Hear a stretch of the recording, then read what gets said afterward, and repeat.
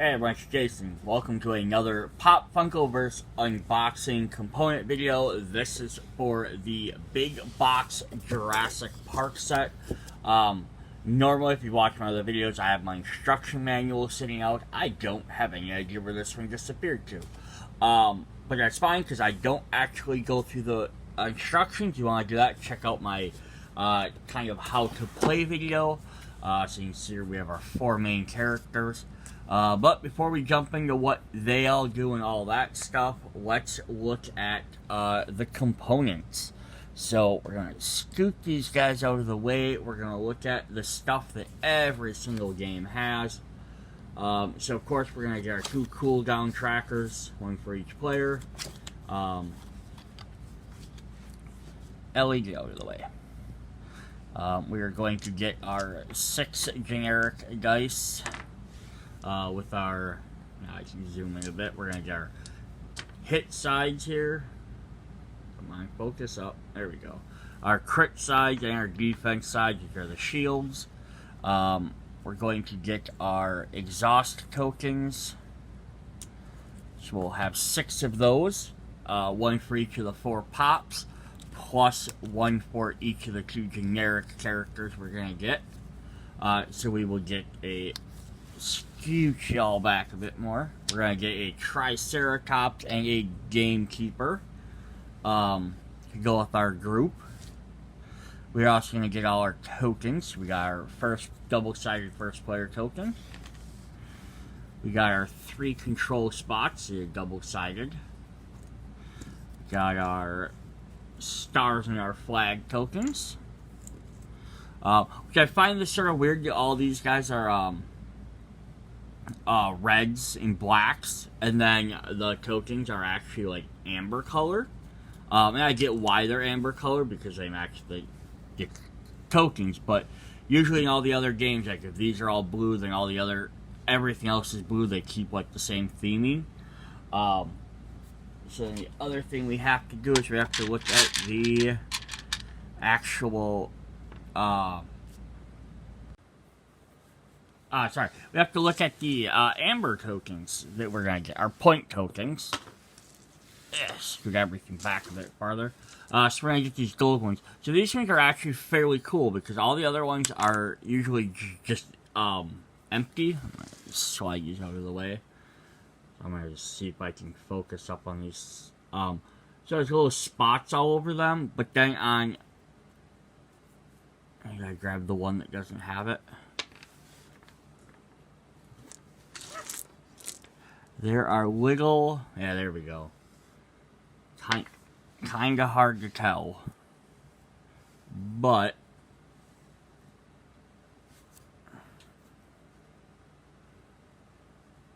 they're kinda hard to hold. So there's little insects showing on the little mosquitoes. Showing on the sides there. So it's supposed to actually look like the amber tokens from that. So that's actually what makes this set a little bit more cool than some of the other sets, just for that reason. Then the final generic thing we're going to get are our skill tokens. We got some blues, got 3 grays, and we got 3 yellows. Alright, so let's just scooch all of this out of the way, and we will take a look at the map and the scenarios. So I don't know why for this particular one, but you get one of the small maps that folds out. All the other big boxes have a big square one, and this one starts with a small one for some reason. Maybe they initially planned on doing like a 2-pack, like a couple of 2-packs instead of a full 4-pack, and they just changed their mind. So here we have the visitor center. So if you're familiar with Jurassic Park, this will look very, very familiar then. So we'll take a little bit closer look at a second. We're just going to quickly look at our different scenarios. We're not going to spend a ton of time on each one of these.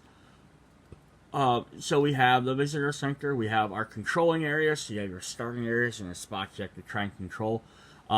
Actually, a little bit neat for this one versus some of the other ones is that your point markers are in some of the control areas. That's kind of cool. That way when you're trying to hang on that area and trying to gain control, but you're already possibly next to a point counter. And the other one is flags, which is basically capture the flag, which just reverses the things almost. We have to start in one corner and get to the other, get it, or steal their point tokens. And kind of the way this map is, something like this one actually is kind of interesting because there's a little like blocked different pathways you can take. Kind of neat.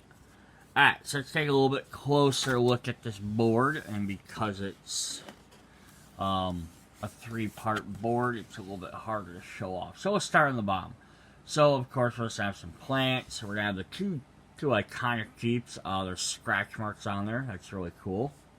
But that'll add something. I don't know if you can actually hide back there. I don't know why you would. And then we're gonna come up. We're gonna have a bridge there. This is gonna be very symmetrical. So it's kind of, you can enter the fence here. There's a little bush there you can't get all the way through. And then a little fence there. I kind of wish there was a blocking on the bridge here as well. I think that would have made this a little bit more fun. So like you had to go either all the way around, or you could take the bridge as like a straight shot. There's some like welcome pamphlets, and then the other side of the bridge is almost the opposite. Because there's a 2-gap hole there. There's only a 1-gap hole there, and that has a 1 space. Each 1 space, but then you have like 1 little hole there, and then that one has 2. So it's almost opposite, like left or top to bottom.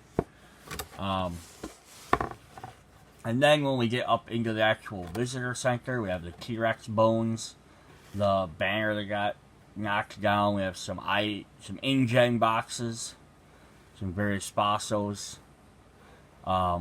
Nothing really limiting you other than the big dinosaurs at the top. Just some more pamphlets and like cards and stuff. Souvenirs. Definitely cool. Then on the other side, we have the Raptor Cage. Because of course, what would Jurassic Park be without having some raptors? You can see again, this is going to do the same thing where it has like the L shape, so stuff is opposite of each other, like this is on that side. They try and do that in most of these maps, because usually when you're playing, one person starts in one corner, one starts on the other, or side, that way you're playing an even game. I wish some of the later games started getting away from that, and not worrying about making each side symmetrical, which I like, because that way if someone's like, well, I was on this side, you were on that side, that's why you won. Then you flop it and try it the other way. Then you can basically prove to them, no, I won because I'm better than you. And so we have territories. So you start in the corners, you gotta try and get to the middle and hold the area. And gain more points that way. And then we have leaders. Which start in each corner, get points for knocking out the higher level characters. So, yeah, all the earlier games all have the same 4 scenarios. It'd be really neat if they had, like, even just on their website, you could print off and they'd have some, like, other different setups. But most other newer modes involve, like, extra tokens. But either you have, like, a print-offable token, like a little PDF token or something, that'd be kind of cool. Might be something I'll have to look into, see if anyone made me. Alright, so we're going to check the Raptor Cage, so we're going to have, like, a control booth there. I don't know if we're going to find anything special for detail-wise. We're just going to have some, like, broken circuitries where you can run around this hallway. There's some footprints. I like that there's human footprints being followed by, raptor footprints. Which is maybe a torn-up suit.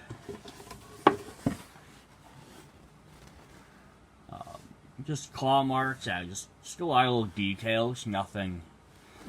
Flip this one over, since there's no text on there to really look at. And then the other side's just the opposite, more footprints coming in. There's a hat, boot, the bottom, some construction, or not construction, like safety equipment and outfits there. No dead bodies though, unfortunately. So, alright, so that's our map, our scenarios. So let's get into the meat of it. Let's look at our characters and our items and all that fun stuff. The thing that you're probably buying the game for. Although I like to buy them to also get the extra maps, because like just more maps are more fun to me. Because then if you start playing your own modes, and you kind of start ignoring that, you start doing your own thing, you can play them. So we got our Triceratops and our Gamekeeper, our two generics. You know what, we're just gonna start off the bat with our main man, Dr. Alan Grant. So there's Mr. Grant. Iconic outfit. I guess. I don't know if it's iconic. Iconic to him, at least. Oh, I also forgot mentioning, we also have our bases. We have our black and white bases. Two colors for each character. Alright, so what does Alan Grant do for us? I'm going to zoom this out just a tad. It says, Dig Leader. When an ally collects a point token, Alan may move one space. Well, that's kind of cool. Gets him around a little bit more. Excavate. Challenge 2. You may shift a point marker on your cooldown track 2. If this shifts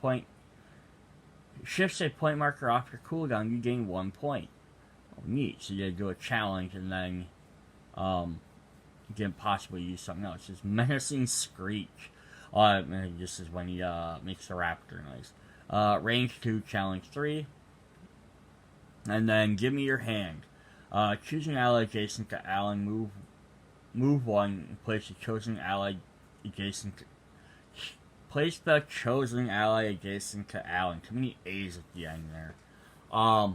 It's kind of neat. So he's got 2 different challenge abilities, but he's got some movement abilities. Helps out his allies a little bit. Interesting. So what would Dr. Alan Grant be without one of his most famous items? He's going to have his Raptor Claw. So we'll look at that item now. So it says Raptor Claw. Do one of the character's challenges abilities without paying for that ability's cost. And that is a cooldown of 3. Oh, so that's actually kind of cool. So you can spend 3 and then you get to do one of his abilities again. So, I think it kind of works nice for his... Or you can do it for free. So you can do like Menace and Screech for free. And then if you like Excavate going, you could move it down again or move it down. You already have it down to 2, then next turn you can knock it down off. Yeah, it's like definitely. This could be great for any emoted character. So if you're looking like mix and match, this could be a great item just to add in. Let's look at our main girl, Dr. Ellie Sattler. Her nice pink outfit. I like that just pink and blue on her. But I mean, I like the fact that like they just kind of made them give them like vibrant colors. Like I feel like movies nowadays, like when they have made these characters, they would have had like a black and white or like a brown shirt, and like no, they gave them vibrant colors. Why? Like just because they're researchers, why wouldn't they have vibrant colors out? Alright, so we're going to have... She only has 1 defense. Alright, which is not a common thing. Oh, so it's common in this set, though. Now that I look at the other characters. A woman of action. Doing an interact or assist action. Ellie may do an extra basic action, limited once per turn. Nice, so she gets extra abilities. If she's doing something that's not attacking, basically. She inherits the earth. Do a challenge 2 with each standing rival. Ellie can see within 2 squares. Nice. Run. Move 4. Use this ability only if Ellie's adjacent to a rival. Okay, definitely good to get away. But a little limited. Getting her hands dirty. Challenge 3. If successful, shifting ability token on your point on your cooldown down 1. That's nice too, though. So both these guys have the ability to kind of use their science and their abilities there, their knowledge of doing stuff and dinosaur excavating to make their abilities a little bit easier. So we're going to look at another item here quick. It seems appropriate to give her some goggles. I don't remember if she actually used them in there in the movie or not. I know the kids, I think, picked them up at one point. But we have goggles. This character may do interact actions with markers they can see within 2 squares. If they do, place the goggles on 2 on the cooldown track. Nice, because then she also gets her... Actually works really well with her, because then if she does her interact action, she can do an extra basic action. So it lets her do it farther away, you know, and she gets to do something else. So that's definitely a neat little ability. Alright. Third character, we're gonna have Ray Arnold. Good old Samuel L. Jackson.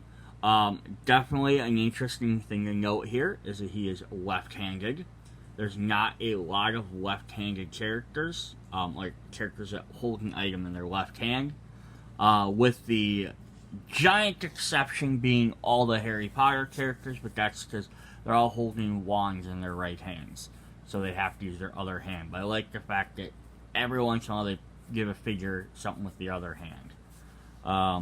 So he has 1 defense as well, but he has Selfless. When Ray is knocked out, an ally within 3 squares may remove an exhausted marker from their character card. Interesting. So he gets knocked out if you have an ally kind of nearby. They get to attack. They get to do something right away, which definitely could be come over and try and help somebody else. So basically, he can throw himself in the way. He has hold on to your butts. Move 1. Ray may do an interact action. Give up to 2 allies holding on status cards.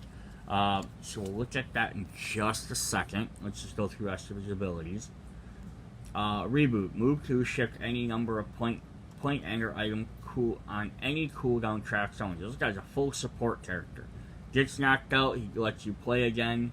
He can give allies the status cards. You can shift your point counters down. It could have been worse. Knock Ray out. Ray can do this even when knocked down. Interesting. So basically, you can force yourself to get knocked out at any point just to give your allies an extra thing. And depending on maybe what mode you're playing, it might be nice, because I'm assuming he knocks himself out, you don't get a point because a rival didn't knock him out. So it could be a good way to like get him out of harm's way, put him back on the cooldown track, and then help your allies out. So let's look at his status card. So they'll of course have his name on the back, Ray Arnold. He's gonna get and it fell in the hole. He's gonna get 2 copies of this. And it's the same one. So he's got holding on. This character has +1 defense and cannot be moved by your opponent's abilities. Discard the status card after resolving a challenge action against this character. Awesome. So an extra defense and more support. Plus your opponent can't shovel him away. I like it. Hold on to your butts. Alright. Then our final character. I kind of feel like at this point it's 3v1, so you're going to play the 3 humans against our 1 raptor. Our raptor is one of the few and only characters in all the sets that is not a human or humanoid character. I mean, being there's another Jurassic Park set, you can gather there's at least one more, but I feel like he still has a handhold. So you can actually give him the raptor claw if you want, or give him the goggles, which is really kind of funny. Or if you're playing with another set, give him like Batman's Batarang. Alright, so what he does is, Clever Girl says 1 defense. At the beginning of the raptor's turn, you may remove an ambush token from the board and place it in her starting area in that square. I do like to refer to her as a her, since all the dinosaurs were revealed to be females. Spoilers. We have Talon Leap. Move 3 towards a rival the raptor can see.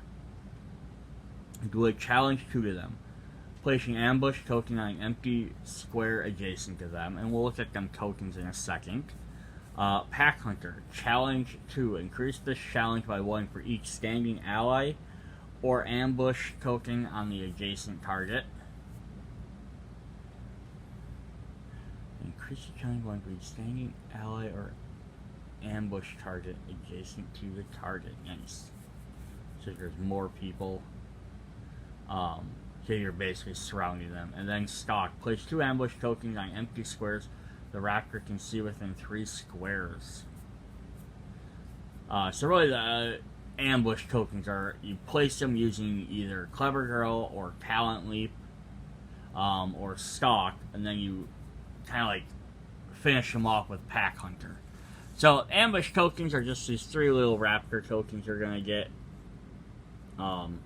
1 defense, but yeah, you place them down and it essentially gives you a way to have 3 more little allies.